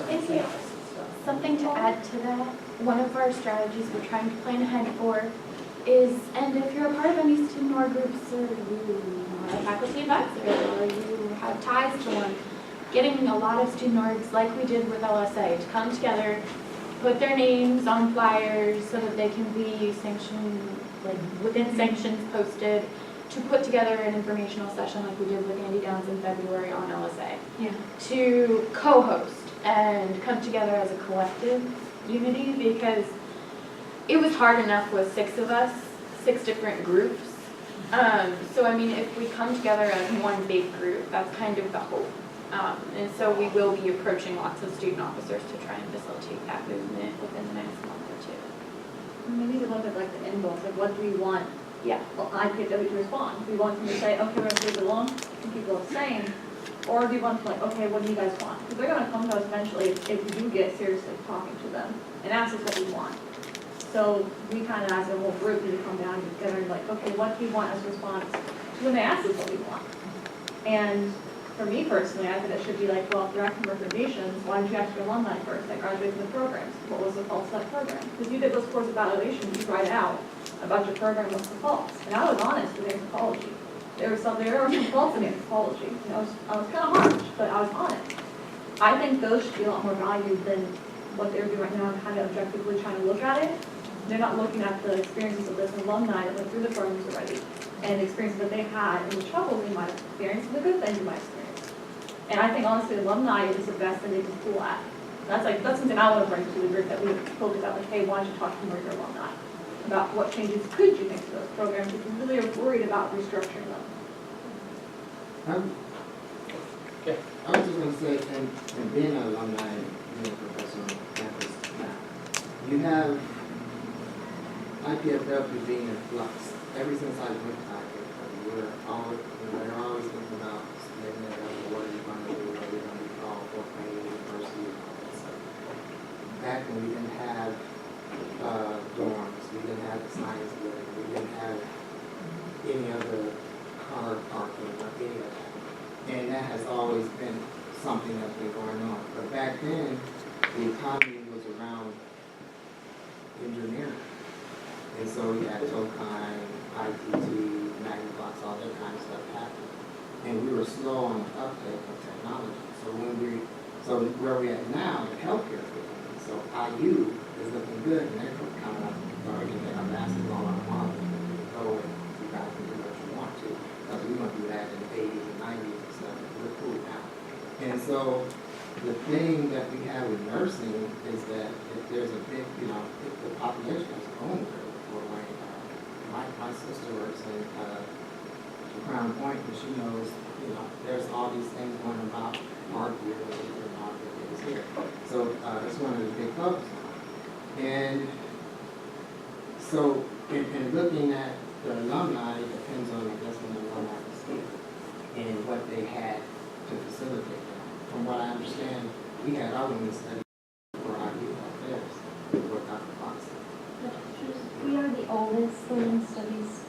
And so the aspect of even, you know, and then and I know this too, that there are classes that people at IU and Purdue can't take in the summer, so they come here and take the classes so they get those credits.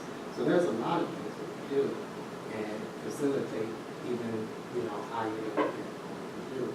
And it's just, how do you compensate for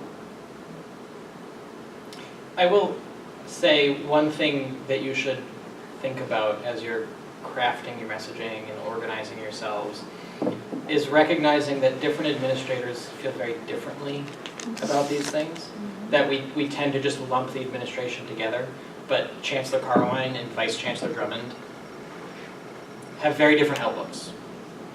And then I also think you want to think about the degree to which, is it that members of the administration don't understand these programs, or is it that they don't care?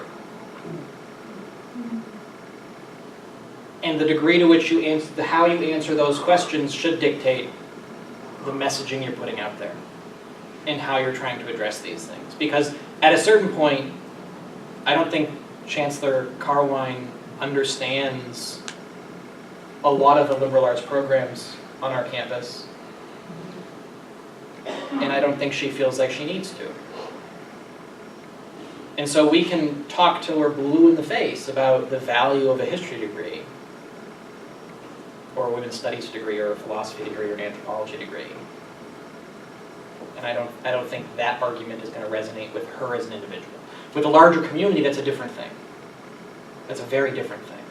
But if the goal is we need to penetrate her skull and get her to respond in certain ways, you have to think about how that messaging should be crafted, can be crafted to address that audience. Just going back to what you said about, like, you had no idea this was going on until Cody told you at a symposium. Our group is working with the limited resources that we have. Campus is a ghost town. A lot of us are alumni. There's only so much that we can do right now during the summer. And we are doing our best with letters to the editor, gathering alumni letters, promoting Facebook. We have a website that we paid money for, and buttons. We're thinking about making t-shirts, but we have very limited resources and a limited number of people willing to volunteer their time to help out.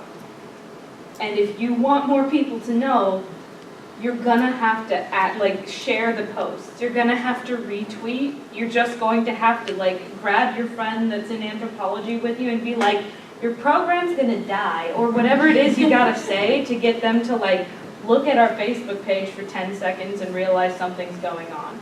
We have 500, was it 452. 452 likes on the Facebook page. That's nowhere near our student body numbers. That's not even close to what would fill out these departments, I think. And a lot of those likes are from faculty members.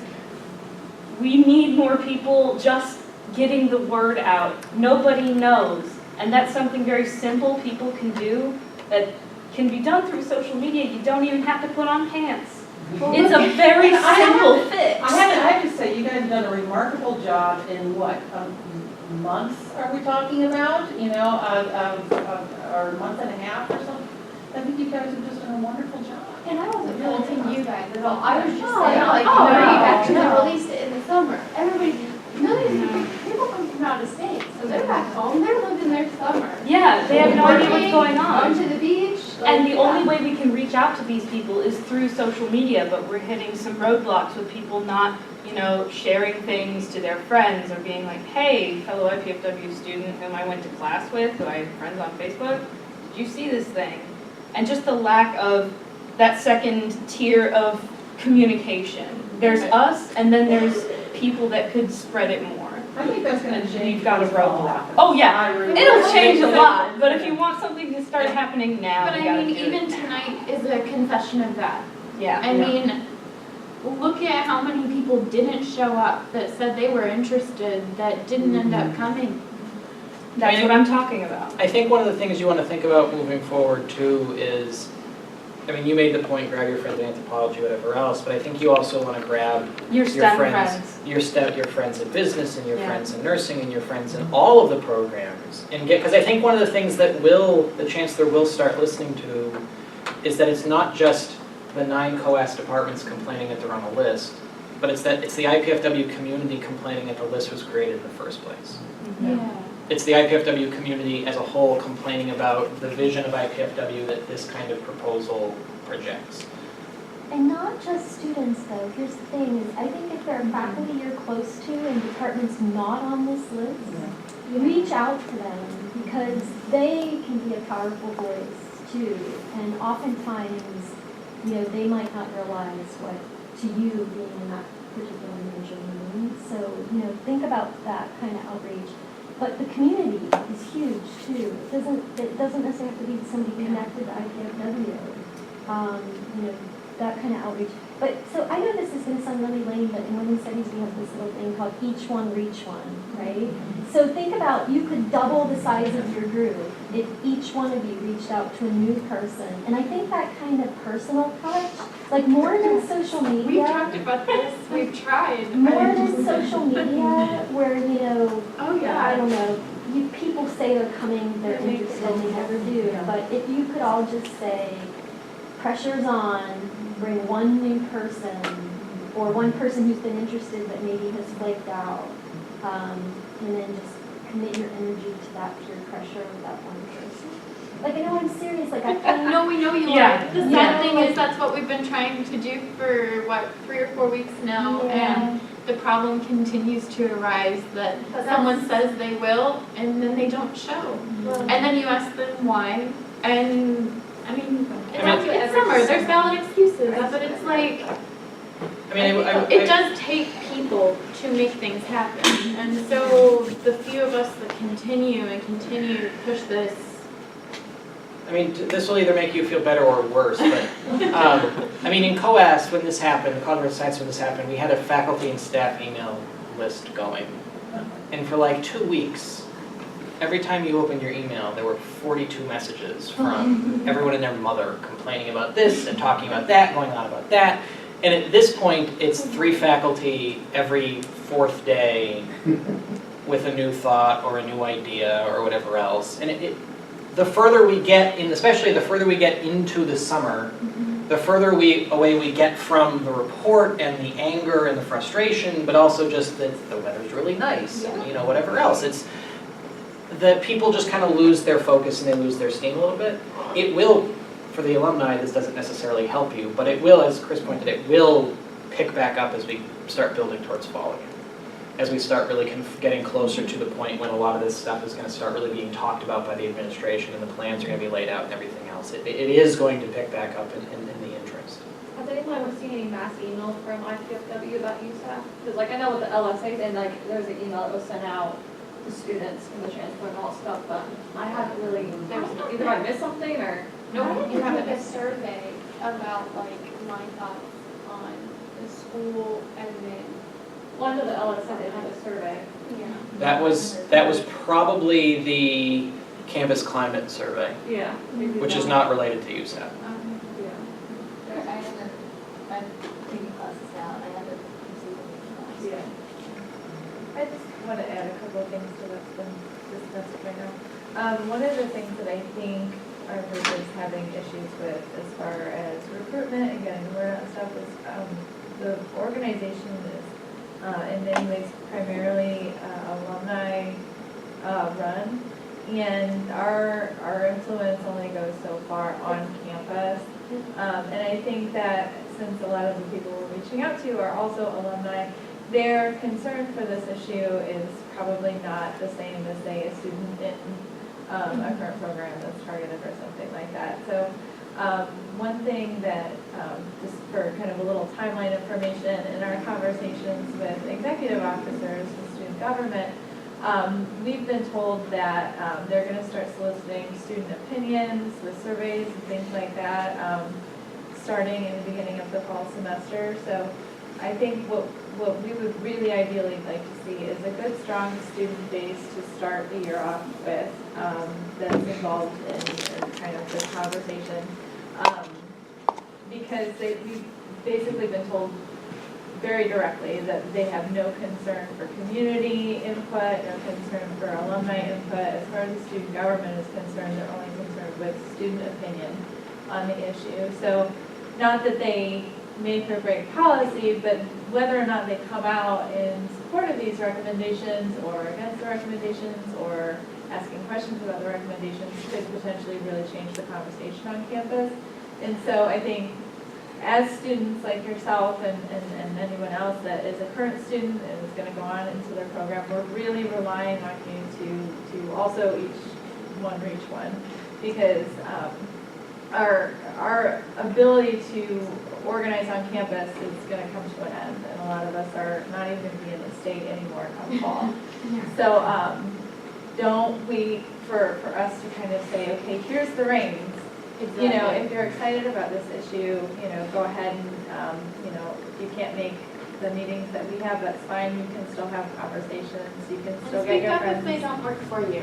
Yeah, to write letters, and you can write letters yourself, and I just suggest that if you do start writing these letters, try and think to send us a copy, because we'll go ahead and send that to administration. We can send it to local newspapers for you. We can also post it on our website and memify it. So, and that helps us keep track of how many letters of these kinds are going to them too. So.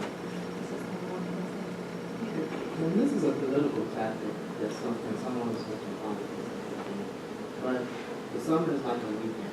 You know, they'll put something on the news on Friday about Benghazi, and because it's the weekend, everybody's, you know, out there for the weekend, so they're not worried about that. And my other thing, when you're thinking about that, there could be an initial push to where, like in the first 2 weeks of school, maybe you get, you know, as many letters as you can. I was just thinking too, I teach 3 classes. I just think I would do for people come to my class and initiate a conversation with the students out there. And I think that would be more beneficial, because you're in the moment, and someone says yes, or whatever it is. So like that usually, you know, gets people out. Depending on what you're doing, I can make an extra credit or something like that, that can be established. That's what we do with the LSA report. We basically ask professors to pass them along flyers, let people know about the event. And we had really good turnout because of that. Yeah. So the hope Like is, 85, 90 people at our house. yeah, but the first one was in Indiana, so we're kind of hoping that come fall semester, that would be a possibility. It's going to depend also on current students, because us as alumni can't reserve them, us as alumni can't organize a campus. So it's going to depend on the students that are currently there, really wanting this to be an issue that they talk about. If they don't feel like it's an issue, they've made their own bed, honestly, because it's their campus now, it's our campus too, but we're gone. We're already out of the programs. It's going to affect them more, it's going to affect us. It's going to affect the whole community, of course. But they're directing these programs, or they're connected to these programs somehow, or they're taking class in this program.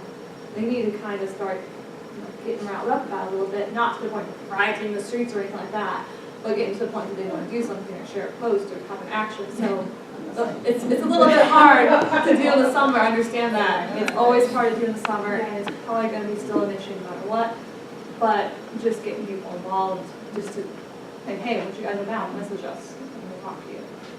Yeah, and we will. Seriously, we will work with you. If We will it's work worth around you. doing a kind of teaching in the science mall area, you know, like having a loudspeaker. So that's a thought. Having- That would require multiple student organizations probably putting their name on paper to request I think you could the. get that, but so rather than you all go to 50 classes, we have an opportunity to bring our classes to you in the science mall on a beautiful day, you know. What's that? Well, during the semesters, because a lot of people just, students go there and do the homework or eat and hang out, and so they're always attentive somewhat to what's going on. It's just a matter of getting students that are willing to help organize it, because I know a lot of us go to grad school, all the time go out of state, go to jobs, so it's going to be a And matter then of, you also have students who yes. our community. Yeah, that's the issue, is like, you guys know any students that are interested, you guys know, just share it and say, hey, I think you're interested in this, check it out. Because come a month or two, you know, a chunk of the group, they will be going to grad school. A good chunk of A it. good chunk of us, and they forget basic grads, we want to be involved, we want to be excited about this. Yeah, the four of us here. But we need. And Carrie and Cody are still here, thankfully. We are All going right. to more people So, who are willing to kind of help. On that note, I would like to thank Dr. Malanson out for speaking on this. There is another meeting on Thursday. Yep. Andy Jones will be giving the presentation on Thursday. Feel free to come. Thank you, Jeff. Thank you so much.